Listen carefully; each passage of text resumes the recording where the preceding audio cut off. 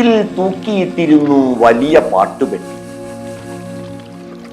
അതിൽ നിന്നെന്തൊക്കെയോ ചില തടർന്നു പോരുന്നത് ഇടം കയ്യാൽ അയാൾ തടുത്തുകൊണ്ടിരുന്നു.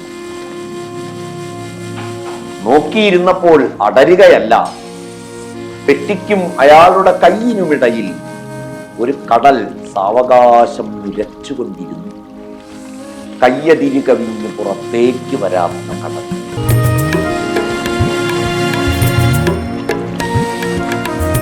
ഈ ഭാഷയിലും അതേസമയം നേരത്തെ പറഞ്ഞ പോലെ നോട്ട നിലയിലും ഈ വികാസമാണ് പിന്നീടുള്ള സമാഹാരങ്ങളിൽ കാണാനാവുന്നത്.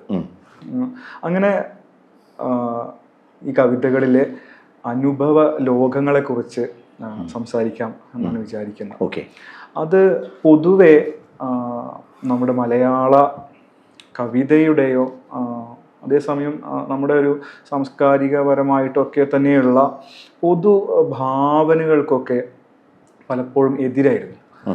ഒരു ഉദാഹരണത്തിന് ഇപ്പോൾ മാഷ്ട കവിതയിലെ അമ്മ പൊതുവെ മലയാളിക്ക് ഉള്ളതൊരു ഉദാർത്ഥമായിട്ടുള്ള മാതൃസങ്കല്പമാണ്.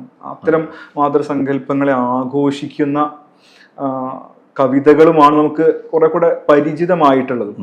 എന്നാൽ മാഷ്ട കവിതയിലെ അമ്മയിലേക്ക് വരുമ്പോൾ ഇപ്പോൾ അവസാനത്തെ സമാഹാരത്തിൽ കുട്ടിയും തള്ളയും എന്ന് പറഞ്ഞിട്ടുള്ള ഒരു കവിത, ആശാന്റെ കവിതയുടെ ഒരു മറുമൊഴിയോ അല്ലെങ്കിൽ ഒരു മാറ്റിയെഴുത്തോ എന്നുള്ള രീതിയിലൊക്കെ വായിക്കാവുന്ന ഒരു കവിത. അപ്പോൾ അമ്മ മരിക്കുന്ന ദിവസം സ്വതന്ത്രനാവുന്ന ഒരു രാജ്യമായിട്ട് സ്വയം സങ്കല്പിക്കുന്ന ഒരു കവിതയാണ്. മുൻപുള്ള സമാഹാരങ്ങളിൽ ഒക്കെ തന്നെ ഇങ്ങനെ കുടിച്ച മുലപ്പാലിന് കണക്ക് പറയുന്ന ഒരമ്മയെ, അങ്ങനെ ആ മുലപ്പാലിന്റെ മല ഇങ്ങനെ ഇടിഞ്ഞു തൂർന്ന് ഇറങ്ങുന്ന കാഴ്ച ഒക്കെ മാഷ അവതരിപ്പിക്കുന്നുണ്ട്. ഇങ്ങനെ അമ്മയെ വളരെ പ്രതിസ്ഥാനത്ത് നിർത്തിക്കൊണ്ടുള്ള ഒരു, എനിക്ക് തോന്നുന്നു അങ്ങനെ അത്യപൂർവം കവികളെ മലയാളത്തിലുള്ളൂ. ഇതില് ഒരുപാട് പറയാനുള്ള ഒരു വിഷയമാണത്, കാര്യമാണത്. മുഴുവൻ പറയാൻ കഴിയണമെന്നില്ല, എങ്കിലും ചിലത് സൂചിപ്പിക്കാം. ഒന്ന്, മാതൃത്വം തുടങ്ങിയ പരികൽപ്പനകൾ തന്നെ മനുഷ്യൻ അവൻ്റെ ചില സൗകര്യങ്ങൾക്കൊക്കെ വേണ്ടി ഉണ്ടാക്കിയെടുത്ത കൽപ്പനകളാണ്. അതിനൊന്നും നിത്യജീവിതമായിട്ട് വലിയ ബന്ധമൊന്നുണ്ടെന്ന് ഞാൻ വിചാരിക്കുന്നില്ല. മാത്രമല്ല, മാതൃത്വം എന്നൊക്കെ പറയുന്നത് ഞാൻ മനസ്സിലാക്കിയിടത്തോളം സ്ത്രീവിരുദ്ധമായ ഒരു പ്രയോഗം കൂടിയാണ്. സ്ത്രീവിരുദ്ധം, സ്ത്രീകളെ സമ്മതിക്കുമെന്ന് എനിക്ക് അറിഞ്ഞൂടാ, പക്ഷെ എനിക്ക് ഒരു സ്ത്രീവിരുദ്ധമായിട്ടാണ് തോന്നുന്നത്. കാരണം അങ്ങനെ ഒരു മാതൃത്വമൊക്കെ ഉണ്ടോ? പിതൃത്വവും അതുപോലെ തന്നെ. നമുക്ക് ഈ ലേബലുകൾ ഉണ്ടാക്കി വെക്കാൻ, ചിലതിനെ കൂടെ അടയാളപ്പെടുത്തി ഒട്ടിച്ചു വെക്കാൻ വളരെ, അപ്പൊ നമ്മുടെ ഉത്തരവാദിത്വം, ഒരുതരം കയ്യൊഴിയലുണ്ട് ഈ ലേബലിങ്ങിൽ. അപ്പൊ അങ്ങനത്തെ ഒരു ലേബലിംഗ് ആണ് ഈ മാതൃത്വമൊക്കെ. ഞാൻ ഇപ്പൊ ഓർമ്മിക്കാണ് എൻ്റെ ഒരു വളരെ പഴയൊരു കവിതയില് അമ്മ എന്നുള്ള പേരിൽ തന്നെ ഒരു കവിതയുണ്ട്. എൻ്റെ കുടത്തിൽ നിറയാൻ പുഴയ്ക്കൊരു പുഞ്ചിരി മാത്രം കൊണ്ടൊരു പഴയ കവിത. ആ അമ്മ എനിക്ക് തോന്നുന്നു ഒരു കൺവെൻഷണൽ ആയിട്ടുള്ള അമ്മയെ കുറിച്ചുള്ള ഒരു സങ്കല്പം ഷെയർ ചെയ്യുന്നൊരു വളരെ പഴയൊരു കവിതയാണ്. അമ്മ എന്നുള്ള എല്ലാവരും പറയുന്ന ഒരു ഒരു സങ്കല്പമാണ്. പക്ഷേ ഞാൻ എൻ്റെ കുട്ടിക്കാലം തൊട്ട് കാണുന്ന എൻ്റെ അനുഭവത്തിലെ അമ്മ എന്ന് പറയുന്നത് വ്യത്യസ്തമാണ്. ആ അമ്മയുമായിട്ട് ഇണങ്ങുകയും പിണങ്ങുകയും യുദ്ധം ചെയ്യുകയും ഒക്കെ ചെയ്തിട്ടുള്ള ഒരു ജീവിതമാണ് എൻ്റെ.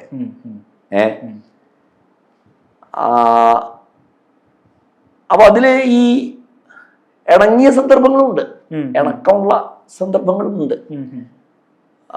അത് കവിതയിൽ അധികം ഒരുപക്ഷെ വന്നിട്ടുണ്ടാവില്ല, അത്രയേ ഉള്ളൂ. കാരണം പിണങ്ങിയ സന്ദർഭങ്ങൾ വളരെ കൂടുതലും കുറെ കൂടി എന്താ പറയാ ഷാർപ്പുമായതുകൊണ്ട് അതാവും കവിതയിൽ കയറി വന്നിട്ടുണ്ടാവും. അതുകൊണ്ട് അത്തരം അനുഭവങ്ങളെ കുറിച്ച് ഞാൻ എഴുതി. എന്നെ സംബന്ധിച്ചിടത്തോളം ഏത് ബന്ധമായാലും, അത് അമ്മയും മകനും തമ്മിലുള്ള ബന്ധമാവട്ടെ, അച്ഛൻ ആവട്ടെ, അമ്മാമനാവട്ടെ, സഹോദരനാവട്ടെ, ഒരധികാര ബന്ധമാണ്. പ്രത്യേകിച്ച് നമ്മുടെ നാട്ടിലെ കുടുംബ സംവിധാനത്തിനകത്ത് ഒരധികാര ബന്ധമാണ്. ആ അധികാര രൂപങ്ങളൊക്കെ എനിക്ക് അസഹനീയാണ്. ഇപ്പോൾ അതാരായാലും അധികാര രൂപങ്ങളൊക്കെ അസഹനീയാണ്. അപ്പോൾ കുട്ടിക്കാലം മുതലേ ഞാൻ കണ്ടിട്ടുള്ള ഒരു അധികാര രൂപമായിരുന്നു എന്നെ സംബന്ധിച്ച് എൻ്റെ അമ്മ. ഒരു അധികാര രൂപമാണ്. അമ്മ തീരുമാനിക്കും, നടപ്പാക്കും എന്നുള്ള ഇതാണ്. അച്ഛൻ പൊതുവെ പേഴ്സണലായിട്ട് കുറച്ചും കൂടി ഒരു അച്ഛൻ്റെ പ്രകൃതം വേറൊന്നാണ്, കുറച്ചും കൂടി ഒരു സോഫ്റ്റ് ആയിട്ടുള്ള ഒരു മനുഷ്യനായിരുന്നു. അമ്മയാണ് ആ പവർ ഉപയോഗിച്ചിട്ടുള്ളത്. അപ്പോൾ അതുകൊണ്ട് അതിനോടുള്ള ഒരു എതിർപ്പ് സ്വാഭാവികമായിട്ട് എൻ്റെ കവിതകളിൽ വന്നിട്ടുണ്ട്. അതുകൊണ്ടാണ് തോന്നുന്നു ഈ അധികാര രൂപത്തോടുള്ള അമ്മയും വേണമെങ്കിൽ ഒരു അധികാര രൂപമാകാം. അത് ഞാൻ എൻ്റെ അനുഭവം കൊണ്ട് മലയാള കവിതയിൽ ചേർത്ത് വെച്ചിട്ടുള്ള ഒന്നാണ്. ഒരു പക്ഷേ എനിക്ക് തോന്നുന്നില്ല മലയാളത്തിൽ അങ്ങനെ അമ്മയെക്കുറിച്ച് ഇത്രയേറെ ഒരു നെഗറ്റീവ് സ്വഭാവമുള്ള കവിതകൾ അല്ലെങ്കിൽ അമ്മയെ ഒരു അധികാര രൂപമോ ഒക്കെ ആയിട്ട് കാണുന്ന തരം കവിതകൾ നേരത്തെ മലയാളത്തിൽ അധികം ഞാൻ കണ്ടിട്ടില്ല. പക്ഷെ എൻ്റെ അനുഭവം വേറെയാ. എൻ്റെ അനുഭവത്തിൽ കൊണ്ടല്ലേ എനിക്ക് എഴുതാൻ കഴിയും. അതാണ്. എന്ന് വെച്ചാൽ അമ്മ എന്ന് പറഞ്ഞാൽ അധികാര രൂപമാണ് എന്നും ഞാൻ അടിവരയിടില്ല. എൻ്റെ അനുഭവം അതാണെന്നേ പറയും. ഒരിക്കലും അമ്മ അധികാര രൂപമാണെന്ന് ഞാൻ പറയും. ഏത് ബന്ധവും അധികാര രൂപമാണ് എന്ന് പറയാൻ എനിക്ക് കഴിയും. ഏത് ബന്ധം. അത് നമ്മുടെ കുടുംബഘടനയുടെ പ്രത്യേകതയാണ്. കുടുംബം എന്ന് പറയുന്നത് ഞാൻ വിചാരിക്കുന്ന നമ്മുടെ ഇന്ത്യൻ ഭരണഘടനയ്ക്കൊക്കെ മുമ്പുള്ള ഒരു ഭരണഘടനാ പൂർവ്വ സ്ഥാപനമാണ്. ആരാധനാലയങ്ങൾ പോലെ ഭരണഘടനയിൽ പറയണ സമത്വവും സ്വാതന്ത്ര്യം സാഹോദര്യമൊന്നും എവിടെ ഇല്ല. ഈ ഭരണഘടനയ്ക്ക് മുമ്പുള്ള സ്ഥാപനങ്ങളിൽ നമ്മൾ തേടിപ്പോയിട്ട് കാര്യമൊന്നുമില്ല. അപ്പോൾ ഈ ഒരു ക്ലാഷിന്റെ ഫലമായിട്ടാണ് നമ്മളിപ്പോൾ ജീവിക്കുന്നത് ഭരണഘടന തരുന്ന മൂല്യങ്ങളുടെ ലോകത്താണ്, സ്വാതന്ത്ര്യത്തിന്റെ ലോകത്താണ്. അപ്പൊ നമുക്ക് കുടുംബം ഉൾപ്പെടെയുള്ള സ്ഥാപനങ്ങളോട് ഇടയേണ്ടി വരും. അതിന്റെ ഭാഗമാണ് എന്നെ സംബന്ധിച്ച് ഈ അമ്മ കലഹം. എന്ന് മാത്രമല്ല ഇപ്പം ജാതി മൂല്യങ്ങളുടെ ഒക്കെ വക്താവായിട്ടാണ്. തീർച്ചയായിട്ടും എൻ്റെ അത് വളരെ പ്രധാനപ്പെട്ട കാര്യം. ഞാൻ പറയാൻ വിട്ടുപോയൊരു കാര്യമാണ്. അമ്മ ജീവിച്ച കാലത്തിന്റെ മൂല്യങ്ങളാണ് അമ്മയുടെ ഉള്ളിലുള്ളത്. അമ്മ ഒരു പക്ഷെ എന്നോട് സോഫ്റ്റ് ആയിട്ട് പെരുമാറിയിട്ടുണ്ടാവാം മകൻ എന്നുള്ള നിലയിൽ. പക്ഷെ അമ്മയുടെ കാഴ്ചപ്പാടുകളിലെ ഈ ജാതീയമായ മനോഭാവങ്ങൾ എന്നെ അസ്വസ്ഥപ്പെടുത്തിയിട്ടുണ്ട്. അതിനോട് എനിക്ക് കലഹിച്ച് മതിയാകുള്ളൂ. അപ്പൊ അമ്മ എന്താ പറയാ ഒരു ജാതീയമായ തരത്തിൽ കാര്യങ്ങളെ നോക്കിക്കാണുന്ന സന്ദർഭങ്ങളിലൊക്കെ ഞാൻ ഇടപെടും. ജീവിതത്തിലോ ധാരാളം അത്തരം അനുഭവങ്ങൾ ഉണ്ടായിട്ടുണ്ട്. സ്വാഭാവികമായിട്ട് കവിതയിലും ഉണ്ടായിട്ടുണ്ട്. അപ്പൊ അമ്മക്കെതിരെയുള്ള കലഹം ഒരു തരത്തിൽ പറഞ്ഞാൽ എന്നെ സംബന്ധിച്ച് ജാതിക്കെതിരെയുള്ള കലഹമാണ്. വളരെ ശരിയായിട്ടുള്ള കാര്യമാണ്. സാധാരണ ഇങ്ങനെ കുടുംബത്തിന്റെ തന്നെ ഒരു കാര്യം കൂടി, അമ്മയെ അതിന് കുറ്റം പറയാൻ പറ്റില്ല. കാരണം അമ്മ ജീവിച്ചു വളർന്ന ലോകം വേറെയാണ്. അമ്മ ജീവിച്ച് വളർന്ന ലോകം വേറെയാണ്. ആ അനുഭാവത്തോടു കൂടി മാത്രമേ നമുക്ക് അതിന് കാണിക്കാൻ കഴിയുള്ളൂ. പക്ഷെ പുതിയ ലോകത്തോട് സമരസപ്പെടാൻ അവർക്കും കഴിയുന്നില്ല. പക്ഷെ നമുക്കൊരിക്കലും ഈ എന്താ പറയാ സ്വാതന്ത്ര്യത്തിന്റെയും സമത്വത്തിന്റെയും സാഹോദര്യത്തിന്റെയും ഒക്കെ മൂല്യങ്ങളിൽ ഞാൻ വിശ്വസിക്കുന്നുണ്ട് എങ്കിൽ, ഞാൻ അത് വിശ്വസിക്കുന്ന ഒരാളാണ്. അങ്ങനെയുള്ള ഒരു ലോകത്ത് നിന്നുകൊണ്ട് എനിക്ക് അതിനോട് ആ പഴയ മൂല്യങ്ങളോട് കലഹിച്ചേ പറ്റുള്ളൂ. അത്തരത്തിലൊരു സന്ദർഭം വരുന്ന മോക്ഷമന്ത്രം എന്ന കവിത, ഈ സമാഹാരത്തിൽ അവസാന സമാഹാരത്തിലുള്ള കവിത, അത് പ്രസിദ്ധീകരിക്കപ്പെട്ട സമയത്ത് വളരെയധികം തെറ്റിദ്ധരിക്കപ്പെടുകയോ അത് തെറ്റായി വ്യാഖ്യാനിക്കപ്പെടുകയോ ഒക്കെ ചെയ്തു എന്നെനിക്ക് തോന്നുന്നു. അതിനെതിരെ വിമർശനങ്ങളും അതെ. അത് മാത്രമല്ല, പൊതുവെ എനിക്ക് തോന്നാറുണ്ട് എൻ്റെ ഈ ഇങ്ങനെയുള്ള കവിതകളൊക്കെ അതിന്റെ പ്രശ്നം കിടക്കുന്നത് അനുഭവാധിഷ്ഠിതമാണ്, ആശയാധിഷ്ഠിതമല്ല. നമുക്ക് എപ്പോഴും പറയേണ്ട ഒരു കാര്യമാണ്. നമുക്ക് ആശയാധിഷ്ഠിതമായ രചനകളെ എന്താ പറയുക ഒറ്റ വായനയ്ക്ക് സ്വീകരിക്കപ്പെടുള്ളൂ. അനുഭവാധിഷ്ഠിതമായ കവിതകളൊക്കെ തന്നെ നമ്മൾ ആഴത്തിൽ ഇറങ്ങി ചെന്നാലേ നമുക്ക് അതിലേക്ക് കടക്കാൻ കഴിയുള്ളൂ എന്നാണ് എനിക്ക് തോന്നാറ്. ഈ കവിത മോക്ഷമന്ത്രം എന്നുള്ള കവിത അതില് ഒരു അമ്മയും ആ അമ്മയെ വന്ന് ഒരു മേൽജാതിയിൽപ്പെട്ട ഒരു അമ്മയും ആ അമ്മയോട് അടിയൻ എന്ന് പറയുന്ന ഒരു സ്ത്രീയും തമ്മിലുള്ള ഒരു ബന്ധത്തെക്കുറിച്ചാണ് ആ കവിത. അടിയൻ അടിയൻ എന്ന് പറഞ്ഞ അത് കേട്ട അടിയൻ എന്നുള്ള വിളി കേൾക്കുമ്പോൾ അമ്മയ്ക്ക് സന്തോഷം. ഇതാണ് ആ കവിതയുടെ ഒരു പശ്ചാത്തലം. അവര് ജീവിച്ചൊരു പഴയ ലോകമുണ്ട്. ആ പഴയ ലോകം ഇന്ന് നിലനിൽക്കുന്നില്ല. ഇന്ന് ലോകം മാറി. പക്ഷെ ഈ ലോകത്തും അവര് ആ പഴയ ജീവിതം തുടരുകയാണ്. അവര് ഇപ്പോഴും അടിയൻ വിളിക്കുക. അപ്പൊ അമ്മയ്ക്ക് അത് കേൾക്കാൻ ഇഷ്ടമാണ്. സത്യത്തിൽ മായ്ച്ചാലും മായാത്ത പല പഴയ മൂല്യങ്ങളും ഇന്നും നിലനിൽക്കുന്നുണ്ട്. എത്ര മായ്ച്ചിട്ടും മായാത്ത, എത്ര പുതിയ നിയമങ്ങൾ കൊണ്ട് തുടച്ചു നീക്കാൻ കഴിയാത്ത, ഇപ്പൊ ജാതിയുടെയൊക്കെ വലിയൊരു ശക്തമായിട്ടുള്ളൊരു ഭൂതകാലം നമ്മുടെ നാട്ടിൽ നിലനിൽക്കുന്നുണ്ട്. അപ്പോ അങ്ങോട്ടുള്ള ചായ്വ് എല്ലാവർക്കും ഉണ്ട്, മനുഷ്യരുടെ ഉള്ളിലുണ്ട്. അത് ആവിഷ്കരിക്കുന്ന ഒരു കവിതയാണ്. അത് തുറന്നു കാണിക്കുന്ന ഒരു കവിതയാണ്. അല്ലാതെ അതിനെ സപ്പോർട്ട് ചെയ്യുന്ന ഒരു കവിതയല്ല. അതിനുവേണ്ടി വാദിക്കുന്ന ഒരു ഘടകവും ആ കവിതയിലില്ല. നിർഭാഗ്യവശാൽ ഇത്തരം രംഗങ്ങൾ നമ്മൾ തുറന്നു കാണിക്കുമ്പോൾ തന്നെ ചിലരെങ്കിലും കരുതുന്നത് നമ്മൾ അതിനെ സപ്പോർട്ട് ചെയ്യണമെന്ന്. ഒരിക്കലും അതിനെ സപ്പോർട്ട് ചെയ്യുന്ന ഒന്നും ആ കവിതയിലില്ല. ഇതിങ്ങനെയാണ് എന്ന് കാണിക്കുക മാത്രമാണ് ചെയ്യുന്നത്. എന്നാൽ പൊതുവെ കുടുംബം എന്ന അധികാര ഘടനയുടെ കേന്ദ്രസ്ഥാനത്ത് നമ്മൾ അച്ഛനെയാണ് നിർത്താറുള്ളത്. അച്ഛൻ ഒരു പുരുഷാധിപത്യ അധികാര ഭാവത്തിലാണ് പൊതുവെ കവിതയിലായാലും കഥകളിലായാലും നോവലുകളിലായാലും ഒക്കെ മലയാളത്തിൽ പ്രത്യക്ഷപ്പെടാറുള്ളത്. എന്നാൽ മാഷ്ടെ കവിതയിലെ അച്ഛൻ അല്ലെങ്കിൽ അച്ഛനെ കുറെ കൂടെ അനുതാപത്തോടെ നോക്കി കാണുന്ന ഒരു നോട്ട നിലയാണുള്ളതെന്ന് എനിക്ക് തോന്നുന്നു. അത് ഈ പറഞ്ഞ പോലെ പിതൃത്വം എന്ന് പറഞ്ഞാൽ അങ്ങനെയാണ്, അധികാരമാണ്, അങ്ങനെയാണ് മലയാള കവിതയിൽ നേരത്തെ ചിത്രീകരിക്കപ്പെട്ടിട്ടുണ്ടാവുക ഒരു പക്ഷേ. അതവിടെ നിൽക്കട്ടെ. ഇപ്പൊ എൻ്റെ അനുഭവത്തിൽ ഞാൻ കാണുന്ന കാലം തൊട്ട് അച്ഛൻ ഒരു രോഗിയാണ്.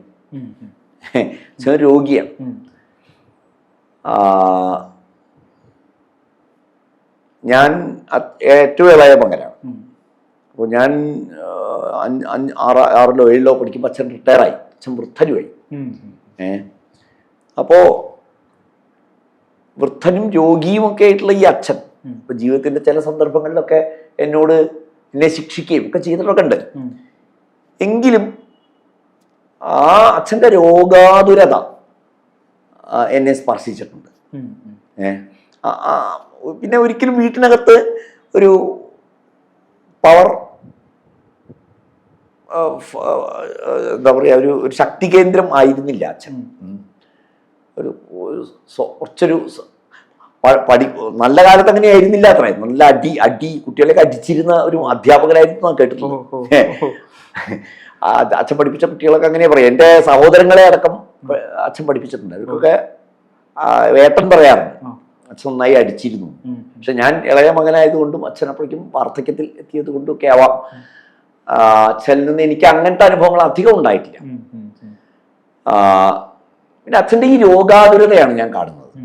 അപ്പൊ അതുകൊണ്ട് തന്നെ ആ നിലയിലാണ് ഞാൻ അച്ഛനെ എൻ്റെ കവിതകളിൽ തൊട്ടിട്ടുള്ളത് എന്നെനിക്ക് തോന്നുന്നു. എൻ്റെ കയ്യിൽ കിടന്ന് വളർന്ന ഒരു കുഞ്ഞിനെ പോലെയാണ് അവസാന സമയത്ത് അച്ഛൻ ഉണ്ടായിട്ടുള്ളത്. അപ്പോൾ അച്ഛനെ ഇങ്ങനെ ശുശ്രൂഷിച്ച് ഇരുന്നിട്ടുണ്ട് ഞാൻ കുറേ മാസങ്ങളോളം ആശുപത്രിയിലൊക്കെ.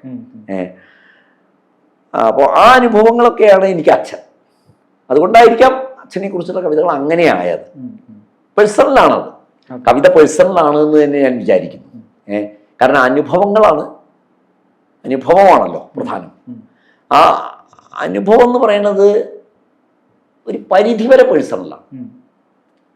മുഴുവൻ അങ്ങനെ ആണെന്ന് ഞാൻ പറയില്ല. കാരണം നമ്മുടെ അനുഭവം എന്ന് പറയുന്നതിനകത്ത് നമ്മുടേതല്ലാത്ത പലതും ഉണ്ട് തീർച്ചയായിട്ടും. പക്ഷെ ഒരു കുറച്ചെങ്കിലും അത് പേഴ്സണലാണ്, നമ്മുടേതാണ്. അതിൻ്റെ ഒരു ഫ്യൂഷനാണ് അനുഭവം. എൻ്റെ ഒരു എക്സ്പീരിയൻസ്, അത് അമ്മയിൽ നിന്നുള്ള അനുഭവമായാലും അച്ഛനിൽ നിന്നുള്ള അനുഭവമായാലും പൂർണ്ണമായിട്ടും അത് പേഴ്സണൽ അല്ല, സാമൂഹ്യം കൂടിയാണ് തീർച്ചയായിട്ടും. ഇങ്ങനെ ഈ കവിതകളുടെ അനുഭവ ലോകത്തെ എടുക്കുമ്പോൾ അതിൻ്റെ കേന്ദ്രസ്ഥാനത്ത് നിർത്താവുന്നത് സ്വാഭാവികമായിട്ടും മലയാളിയുടെ ഒരു ജീവിത രീതി അനുസരിച്ചും വീട് തന്നെയാണ്. മലയാള കവിതയിലെ വീട് ആധുനികതയുടെ ഒക്കെ കാലത്ത് വിട്ടു പോകാനുള്ള ഒരു ഇടമായിരുന്നു, അല്ലെങ്കിൽ പിന്നീട് തിരിഞ്ഞു നോക്കാനുള്ള ഒരിടമായിരുന്നു. എന്നാൽ പിൽക്കാലത്ത് ഈ സങ്കല്പം മാറി. വീടിനോട് ഇടഞ്ഞും എന്താ പറയുക, ഇണങ്ങിയും ഒക്കെ ജീവിക്കാനുള്ള ഒരു പരിശ്രമത്തിൻ്റെതായിട്ടുള്ള കവിതകളാണ് കുറെ കൂടെ ഇക്കാലത്ത് ഉണ്ടായെന്ന് തോന്നുന്നു. ഇപ്പോൾ മാഷ്ടെ കവിതയിലായാലും വീട് അതിൻ്റെ കേന്ദ്രത്തിൽ നിൽക്കുന്നു. അതിന് ചുറ്റുമുള്ള ലോകത്തിലേക്ക് ഒരു 360 ഡിഗ്രിയിലേക്ക് അത് നിരന്തരം ഇങ്ങനെ കണ്ണോടിച്ചുകൊണ്ടിരിക്കുന്നു. അതിൻ്റെ ആ ലോകത്തെ മുഴുവൻ അവിടെ ഇരുന്നു കൊണ്ടാണ് സ്വാംശീകരിക്കുന്നത് എന്ന് തോന്നുന്നു. ഈ വീടിൻ്റെ ഓരോ ഇടങ്ങളിലും ഇപ്പോൾ മക്കളിലാവട്ടെ, ഭാര്യയുമായിട്ടുള്ള ചില നിമിഷങ്ങളിലാവട്ടെ, ഇങ്ങനെ വെറുതെ ഇരിക്കുന്ന നേരങ്ങളിലാവട്ടെ, ഇങ്ങനെ പല പല കവിതകളിൽ പല സന്ദർഭങ്ങളായിട്ട് വീട് കടന്നു വരുന്നുണ്ട്. ഈ മലയാള കവിതയുടെ വീടിനെ കുറിച്ച് മാഷൊരു ലേഖനം തന്നെ എഴുതുകയും ഉണ്ടായിട്ടുണ്ട്. എന്നാൽ എനിക്ക് തോന്നിയിട്ടുള്ള ഒരു കാര്യം, മാഷ് ഈ വീട്ടിലാവട്ടെ ഈ അതിനെ കുറച്ചും കൂടി വികസിപ്പിച്ചിട്ട് നാട് എന്നുള്ള ഒരു അനുഭവത്തിലാവട്ടെ ഒക്കെ മുഴുകി കവിതയിൽ മുഴുകി ജീവിക്കുന്നതായിട്ട് തോന്നുന്ന ഒരാളാണ്. അതേസമയം തന്നെ അതിൽ നിന്ന് വിട്ടുകൊണ്ടുള്ള ഒരു നിൽപ്പുമുണ്ട്. ഒരേ സമയം ഇതിനകത്ത് മുഴുകുകയും അതേസമയം അതിനെ മാറിയൊന്ന് നോക്കുകയും ഒക്കെ ചെയ്യുന്ന ഒരു രീതി. നമ്മൾ ഈ വർത്തമാനം തുടങ്ങിയ സമയത്ത് പറഞ്ഞതുപോലെ തന്നെ മുഴുകിയിരിക്കുകയും അതേസമയം അത് ആവർത്തിക്കുന്നതോ അല്ലെങ്കിൽ യാന്ത്രികമായി പോകുമോ എന്നൊക്കെയുള്ള ഒരു ജാഗ്രത നിരന്തരം പുലർത്തുകയോ ഒക്കെ ചെയ്യുന്ന ഒരു രീതി വീടിനെ സംബന്ധിച്ചും മാഷ് പുലർത്തുന്നുണ്ടെന്ന് തോന്നുന്നു. അതിൽ രണ്ട് പ്രശ്നമുണ്ട്. ഒന്ന്, ഒരു കവിയിൽ ഒരു സക്തനും ഒരു വൈരാഗിയും ഒരുമിച്ചുണ്ട് എന്നാണ് ഞാൻ വിചാരിക്കാറ്. ഒരു ആസക്തനും ഒരു വൈരാഗിയും ഒരു കവിയിൽ ഒരുപോലെ ഉണ്ടാവും. അയാള് ആസക്തനായിരിക്കെ തന്നെ അയാളുടെ അകത്ത് ഒരു വൈരാഗ്യം പ്രവർത്തിക്കും. വൈരാഗ്യം എന്ന് വെച്ചാൽ ശത്രുതാർത്ഥത്തിലല്ല ഞാൻ പറയുന്നത്, ഒരു വിരാഗിയുടെ പ്രവർത്തിക്കും. അതൊരു കവിയിൽ എനിക്ക് തോന്നുന്നു എല്ലാ കവികളിലും ഉണ്ടാവുന്ന തന്നെയാണ് ഞാൻ വിചാരിക്കുന്നത്. ആ ഒരു കോമ്പിനേഷൻ, ആ ഒരു ചേർച്ച. അപ്പോൾ എൻ്റെ കവിതയിൽ വീട് ഒരു പ്രമേയമാണ്. എൻ്റെ കവിതയിൽ മാത്രമല്ല, മലയാളത്തിൽ ഞാൻ അത്ഭുതപ്പെട്ടു പോയിട്ടുണ്ട്. നമ്മുടെ കവിതയുടെ തന്നെ, മലയാള കവിതയുടെ തന്നെ ഒരു കേന്ദ്രം വീടാണ്. പണ്ട് മുതൽ നിങ്ങൾ കൃഷ്ണഗാഥ തൊട്ട്, ഒരുപക്ഷെ അതിനു മുമ്പ് നാടൻ പാട്ടുകൾ തൊട്ട് എടുത്തു നോക്കിക്കഴിഞ്ഞാൽ വീട് കാണും. ഇപ്പൊ ചെറുശ്ശേരി കൃഷ്ണഗാഥയിലെ അമ്പാടിയിലെ വീടും ഒക്കെ പറയുമ്പോൾ നമുക്കത് ഭാഗവതത്തിലൊരു പുരാണകഥയിലെ വീടായിട്ടല്ല തോന്നുക. അതെ അതെ. നമുക്ക് പയ്യന്നൂരോ മറ്റേ കണ്ണൂരോ എവിടെയുള്ള ചിറക്കൽ റിലേറ്റബിൾ വടക്കേ മലബാറിലെ ഒരു വീടായിട്ടാ തോന്നുക. അപ്പോ നന്ദഗോപരുടെ വീടൊക്കെ വർണ്ണിക്കുന്നുണ്ട്. അപ്പൊ അതിന് മുന്നേ നാടൻ പാട്ടുകളിലുണ്ട്, വടക്കൻ പാട്ടുകളിലുണ്ട് വീട് വരുന്ന ഒരുപാട് സന്ദർഭങ്ങളുണ്ട്. പിന്നീട് ആധുനിക കവിതയിലേക്ക് കടന്നാലും ഈ വീട് എന്ന് പറയുന്നത് വളരെ പ്രധാനമാണ്. ഇപ്പൊ വീട് വിട്ട് പ്രധാനമായിട്ട് രണ്ട് പ്രോസസ്സാണ്. വീട് വിട്ട് പോലും വീട്ടിലേക്ക് തിരിച്ചു വരണം. വീട് വിട്ടു പോവാ, വീട്ടിലേക്ക് തിരിച്ചു വരാം. കുഞ്ഞാവൻ നായർ വീട് വിട്ടു പോയാണ്. ഇനി അങ്ങനെ അത് സൂക്ഷ്മമായിട്ട് നിരീക്ഷിച്ചാൽ ഒരു തലമുറ ഭേദവും മുമ്പിലുണ്ട്. അത് അടുത്ത കാലത്തേക്ക് ഇങ്ങോട്ടും വരുമ്പോഴാണ് അത് വ്യക്തമാവും, കൂടുതൽ ക്ലിയർ ആവുക. കാരണം ഇപ്പോഴാണ് നമുക്ക് മലയാള കവിതയുടെ ഒരു ചിത്രം കുറെ കൂടി നമുക്ക് തന്നെ ഓരോ തലമുറ വെച്ച് പറയാൻ കഴിയാം. പഴയ കാലത്ത് അങ്ങനെ അത്ര കൃത്യമാവണമെന്നില്ല. ഇപ്പൊ നമ്മളൊരു 10 കൊല്ലം ഒരു തലമുറ എന്ന് പറയുന്നുണ്ടല്ലോ, 10 വർഷമാണ് ഒരു തലമുറയുടെ കാലമായിട്ട് ഇപ്പൊ ശരാശരിയായിട്ട് നമ്മൾ കണക്കാക്കാറ്. അങ്ങനെയെങ്കിൽ ഓരോ തലമുറയ്ക്കും ഈ വീടിനോടുള്ള മനോഭാവത്തിൽ ചെറിയ ചെറിയ വ്യത്യാസങ്ങൾ വളരെ കൗതുകകരമാണ്. ഒരു തലമുറ, ഇപ്പൊ ഒരു ഉദാഹരണം സമീപകാല ചരിത്രത്തിൽ നിന്ന് പറയാം. ഇപ്പൊ 80കളുടെ ഒരു തലമുറ വീട് വിട്ടുപോയി. ഇപ്പൊ ബാലേന്ദ്രൻ ചുള്ളിക്കാട്, അയ്യപ്പൻ, ഇവരൊക്കെ വീട് വിട്ടിറങ്ങിപ്പോയവരാണ് അല്ലേ? വീട് ഉപേക്ഷിച്ച് പോയവരാണ്. വിനയേന്ദ്രൻ വീട്ടിലേക്കുള്ള വഴി എന്ന് പറഞ്ഞിട്ട് കവിത എഴുതിയിട്ടുണ്ട്, മറക്കുന്നില്ല ഞാനത്. വീട്ടിലേക്ക് എന്ന് പോകുന്നു. അവിടെ വീട്ടിന് പുറത്താണ്. അതെ അതെ അതെ. വീട്ടിന് പുറത്താണ്, വീട്ടിലേക്ക് എപ്പോഴെങ്കിലൊക്കെ പോവും, അത്രയും. പൊതുവെ ആ തലമുറ വീട് വിട്ടുപോയവരാ. 90കളിൽ ഞങ്ങളുടെ തലമുറ ഞാൻ ശ്രദ്ധിച്ചിട്ടുള്ള കാര്യം വീടുമായിട്ട് കുറച്ചും കൂടി അറ്റാച്ചഡാ. ഇപ്പൊ പി രാമേന്ദ്രൻ ഹരിതാഭരണം പോലൊരു കവിത എഴുതും, ആ അറ്റാച്ച്മെന്റിന്റെ ഒരു സൂചകമാണ്. പൊതുവെ ആ തലമുറയിലെ എല്ലാ കവികളും ഒരു അരാജക സ്വഭാവം കാണിച്ചിരുന്ന അൻവർ അലിയെ പോലുള്ള കവികൾ പോലും വീടുമായിട്ട് വേറൊരു നിലയ്ക്ക് അറ്റാച്ചഡാണ്. ഞങ്ങളുടെ തലമുറ ഞങ്ങളുടെ തലമുറയുടെ ഒരു പ്രത്യേകത എന്ന് തോന്നുന്നു. അതിനുശേഷം വന്ന 2000-ൽ ഞങ്ങൾക്ക് ശേഷം വന്നൊരു ജനറേഷൻ എനിക്ക് തോന്നുന്നു വീണ്ടും അവര് വീട് വിട്ടു പോകുന്നൊരു പ്രവണത കാണിച്ചിട്ടുണ്ട്. ഇപ്പൊ ലതീഷ് മോഹനോ അല്ലെങ്കിൽ വീട് വിട്ടു പോകാൻ ആഗ്രഹിച്ചിട്ടുണ്ട്. അതെ അതെ, വീട് വിട്ടു പോകാനുള്ളൊരു പ്രവണത അവരിൽ ഉണ്ട്. വേറൊരു നിലയ്ക്ക് ലോകത്തിന്റെ അറ്റത്തേക്ക് ചതറി പോവാനോ തെറിച്ച് പോവാനോ കുതിച്ചു പോവാനോ ഒക്കെ ഉള്ളൊരു ഒരു പ്രവണത ഞങ്ങൾക്ക് ശേഷം വന്ന, എൻ്റെ തലമുറയ്ക്ക് ശേഷം വന്ന തലമുറ കാണിച്ചിട്ടുണ്ട്. അതിനുശേഷം വന്ന ആദിലിന്റെയൊക്കെ തലമുറയിലെത്തുമ്പോൾ വീണ്ടും വീട്ടിലേക്ക് തിരിച്ചു വരുന്ന ഇതിങ്ങനെ മാറി മാറി വന്നുകൊണ്ടിരിക്കുക. ഇവിടെ രസകരമായൊരു കാര്യം എനിക്ക് സൂചിപ്പിക്കാനുള്ളത്, ഈ ഓരോ തലമുറയും കാണിച്ചു തരുന്ന വീടിന് വ്യത്യാസമുണ്ട്. അതെ അതെ, തീർച്ചയായിട്ടും. ഇപ്പൊ ബാലേന്ദ്രന്റെ കവിതയിലെ വീട് എങ്ങനെയുള്ള വീടാ? ഭയങ്കര എന്താ പറയാ, നിൽക്കുവാൻ വയ്യാതെ പൊള്ളുന്നു പൊള്ളുന്നു പറയുന്നുണ്ട്. തട്ടകത്തെ കുറിച്ചാ പറയുന്നത്. വീടിന്റെ അവസ്ഥ അതൊക്കെ തന്നെയാണ്. അച്ഛനോ ആരാച്ചാരോ എന്ന് ബാലേന്ദ്രൻ ചോദിക്കുന്നുണ്ട്. അങ്ങനത്തെ ഒരു വീടാ. ഭയങ്കര സമ്മർദ്ദങ്ങളും പെങ്ങളുടെ കണ്ണീര് അല്ലേ. സത്യാനന്ദനും അതിന് മുന്നേ എഴുതിയിട്ടുണ്ട്, ഓപ്പോൾ വേദനയാണ് ഓപ്പോൾ. അപ്പോ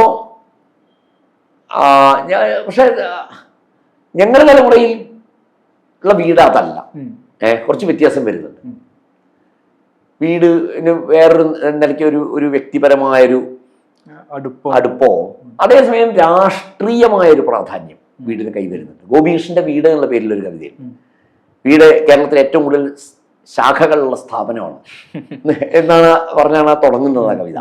അപ്പൊ വീടിനെ ഒരു എന്താ പറയാ, ഒരു അധികാര സ്ഥാപനമായിട്ട് കാണുന്ന കവിതയെ.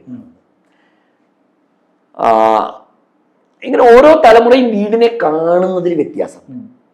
എനിക്ക് തോന്നുന്നു അതിൻ്റെയൊക്കെ തലമുറയിൽ എത്തുമ്പോൾ വീട് കുറച്ചുകൂടി ഒരു കൾച്ചറൽ സ്പേസ് എന്നുള്ള നിലയിലാണ് കാണുന്നത്. ബന്ധങ്ങളിൽ വന്ന വ്യത്യാസം.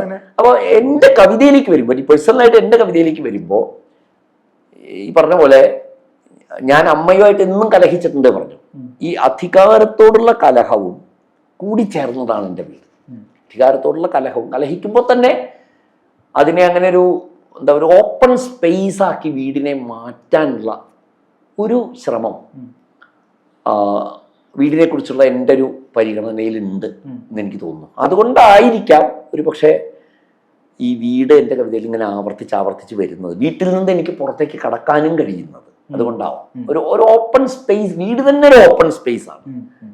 വീടൊരു അടഞ്ഞ സ്ഥലമല്ല എന്ന ഒരു ധാരണ ഞാൻ എഴുതാൻ ശ്രമിച്ചിട്ടുണ്ടെന്നാണ് എൻ്റെ ഒരു വിചാരം.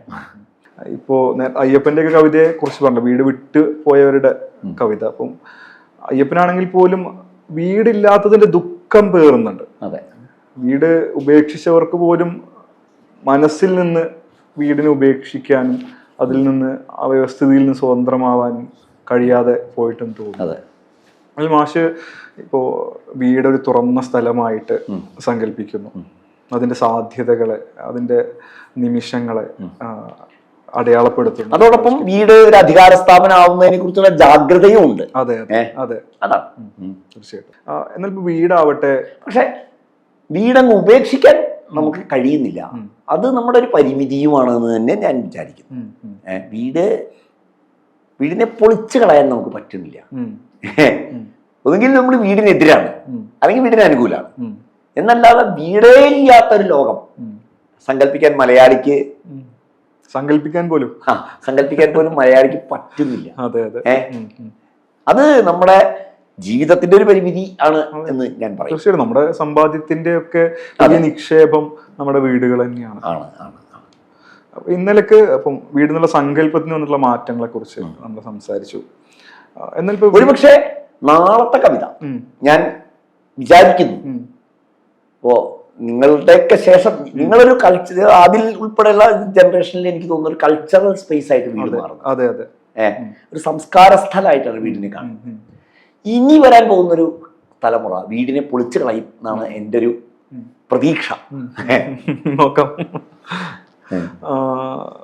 അപ്പൊ ഇങ്ങനെ വീട് അല്ലെങ്കിൽ നാട്, ദേശം ഒക്കെ അവര് വീടിന് എതിരാവില്ല. വീടിനെ എതിരാവുക എന്ന് പറയുന്ന വീട് പൊളിക്കലല്ല, രണ്ടും രണ്ടാ. വീടേ സങ്കല്പത്തിലില്ല എന്നുള്ളോ പറയും.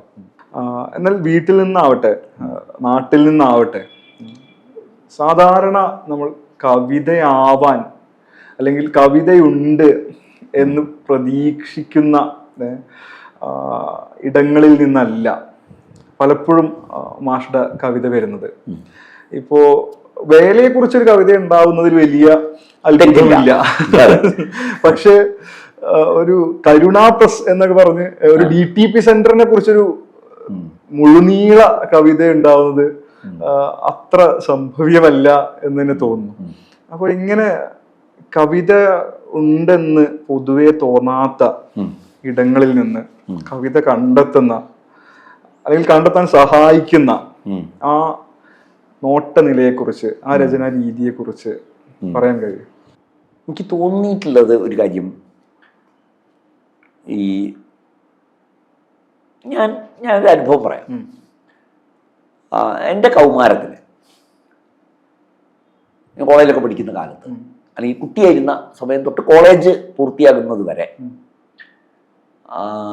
എൻ്റെ നാട് പട്ടാമ്പിയിൽ നിന്നൊരു 2 കിലോമീറ്റർ ഉള്ളിലാണ്. ഞങ്ങൾ റെയിലിൻ്റെ മീതെ കൂടെ നടക്കുകയാണ് ചെയ്യാം. റെയിലിൻ്റെ മീതെ കൂടെ നടക്കുകയാണ് ചെയ്യാം. ഈ വണ്ടിയൊന്നും ആശ്രയിക്കാറില്ല, പബ്ലിക് ട്രാൻസ്പോർട്ട് ഇല്ല, നടക്കുമെന്ന് റെയിലിൻ്റെ മീതെ കൂടെ നടക്കുകയാണ്. പക്ഷെ പിന്നീട് അടുത്ത കാലത്ത് റെയിൽ ഇരട്ടിച്ചു, 2ആയി, ഡബിൾ ട്രാക്ക് വന്നു. അപ്പൊ അന്ന് അവിടെ ഒരു ഭൂനിലയുണ്ട്. റെയില്, നീണ്ട റെയിൽ, അറ്റം കാണാത്ത റെയിൽ പാളം, 2 ഭാഗത്തും പാടങ്ങള്, റെയിലിന്റെ പക്കത്ത് ഇങ്ങനെ കുഞ്ഞി നിൽക്കുന്ന മരങ്ങള്. അതിനെ പറ്റിയിട്ട് ഞാൻ കവിത എഴുതിയിട്ടുണ്ട്. എന്റെ കനത്തിലെ പഴയ കവിതകളൊക്കെ ഇങ്ങനത്തെ അവിടുത്തെ ഭൂനിലകളാണ്, കാഴ്ചകളാണ്. അങ്ങനെ എനിക്ക് അവിടെ ഡബിൾ ട്രാക്ക് വരുന്നതോടുകൂടി അതിൽ നടക്കാൻ പറ്റാതെ, ആരും ആ വഴിക്ക് പോകാതെ, മാത്രമല്ല ഞാൻ ഉൾപ്പെടെയുള്ളവർ ഖേദിച്ചു. ഈ നാടിന്റെ പ്രകൃതി, ഈ കാഴ്ചകളൊക്കെ എനിക്ക് കുറേ കവിതകൾ സമ്മാനിച്ച കാഴ്ചകളാണ്, അതൊക്കെ മാഞ്ഞു പോയി എന്ന് ഞാൻ വിചാരിച്ചു. പക്ഷേ ഡബിൾ ട്രാക്ക് വന്നു, വണ്ടികൾ ചിരിപ്പാഞ്ഞു പോകാൻ തുടങ്ങി, ആ ദൃശ്യങ്ങളൊക്കെ മാറി. പക്ഷെ ഇപ്പോഴും ഏതോ നിലയ്ക്ക് അത് പ്രകൃതി ഭംഗിയുള്ള സ്ഥലം തന്നെയാണ്. എന്ന് വെച്ച് കഴിഞ്ഞാൽ നമ്മൾ അത് കവിതയ്ക്ക് വിരുദ്ധമായി, അല്ലെങ്കിൽ നമ്മൾ അത് നമ്മുടെ സൗന്ദര്യ സങ്കല്പത്തിന് ചേരില്ല എന്ന് വിചാരിക്കുന്നിടത്തും നമ്മളൊന്ന് മാറി നിന്ന് നോക്കിയാൽ സൗന്ദര്യമോ അല്ലെങ്കിൽ അനുഭൂതി തലമോ നമുക്ക് അനുഭവപ്പെടാൻ കഴിയും എന്നുള്ളതാണ് എനിക്ക് മനസ്സിലായിട്ടുള്ള കാര്യം. എന്നുവെച്ചാൽ ശൂന്യം നമ്മൾ പറഞ്ഞ് തള്ളുന്നതിലും ഒന്ന് ശ്രദ്ധിച്ചാൽ നമുക്കതിലൊരു തളപ്പ് കാണാൻ കഴിയും. അതായിരിക്കാം ഒരു പക്ഷേ ഈ നോട്ടനില എന്നുകൊണ്ട് അതിലും ഞാനും ഉദ്ദേശിക്കുന്നത്, ആ നോട്ടനില എന്നുള്ള പ്രയോഗം കൊണ്ട് ഉദ്ദേശിക്കുന്നത് കവിതയ്ക്ക് പറ്റാത്തത്, കവിതയ്ക്ക് ചേരാത്തത് എന്ന് പറയുന്ന കുറെ ഇടസ്ഥലങ്ങളുണ്ട്. ആ ഇടസ്ഥലങ്ങൾ കവിതയ്ക്ക് അവിടെ കവിത വിളയും. ഇപ്പൊ മനുഷ്യരുടെ ബന്ധങ്ങൾക്കിടയിൽ, ഇപ്പൊ കരുണാപ്രസാദിന്റെ കവിതയെ കുറിച്ച് പറഞ്ഞല്ലോ. കരുണാപ്രസാദിന്റെ കവിതയില് ഈ മനുഷ്യര് ഒരു ഇടുങ്ങിയ പ്രസ്സാണ്. അതിലിങ്ങനെ ആൾക്കാർ പോവുകയും വരികയും ചെയ്യുമ്പോൾ അവരുടെ ആ ശരീരങ്ങൾ മുട്ടാതിരിക്കാൻ വേണ്ടി ചാഞ്ഞുകയും ചെരിയുകയും ചെയ്യുമ്പോൾ അതിനിടയിലുള്ള ഇടവേളിയെ കുറിച്ച് ആ കവിതയിൽ പറയുന്നത്, ഇടയ്ക്കുള്ള ഗ്യാപ്പിനെ കുറിച്ച്. അതൊരു കരുതലിന്റെ ഗ്യാപ്പാണ്, ഒരു കരുതലിന്റെ. മറ്റയാൾക്ക് ബുദ്ധിമുട്ടൊന്നും ഉണ്ടാവരുത്, തട്ടരുത്, തടയരുത് എന്നുള്ളൊരു കരുതലിന്റെ ഗ്യാപ്പാണ്. അതാണ് കരുണ. അപ്പൊ അങ്ങനത്തെ ഇടസ്ഥലങ്ങളിൽ നിന്ന് തീർച്ചയായിട്ടും കവിത കണ്ടെത്താൻ കഴിയും. എന്നുള്ളത് എൻ്റെ, കാരണം നമ്മുടെ അനുഭവങ്ങൾ മിക്കവാറും നമ്മുടെ അനുഭവ ലോകം നോക്കിയ പോകും. നമ്മുടെ അനുഭവ ലോകം മിക്കവാറും രാവിലെ ഈ കഴിഞ്ഞ വൈകുന്നേരം വരെ നമ്മൾ കഴിച്ചു കൂട്ടുന്ന ജീവിതം എന്ന് പറയുന്നത് കവിതായോഗ്യമായ ഒരു ജീവിതമൊന്നുമല്ല, അല്ലേ? എന്ന് കവിതായോഗ്യം പൊതുവെ പറയുന്ന, കവിതായോഗ്യം പൊതുവെ പറയപ്പെടുന്ന ഒരു ജീവിതമൊന്നുമല്ല നമ്മൾ ജീവിക്കുന്നത്. പക്ഷെ ആ ജീവിതത്തിലേക്ക് ഒന്ന് ശ്രദ്ധിച്ചു നോക്കിയാൽ അതിനകത്ത് കവിത ഉണ്ടായി വരും തീർച്ചയായിട്ടും. പറഞ്ഞതുപോലെ തന്നെ ആണ്. അത്രേ ഉള്ളൂ. നുറുങ്ങുമെന്റെ 100 ചില്ലു തുണ്ടിലൊക്കെയും തിളങ്ങി മിന്നി നിന്നിടുന്നു വാനനീലയിക്ഷണം, ഇരുട്ടിലേക്കതും തുളുമ്പി വീഴ്വതിന് മുന്നേ ആ മയിൽ കിടാത്തനെന്ന പോൽ തിരിച്ച് വീശികട്ടെ ഞാൻ.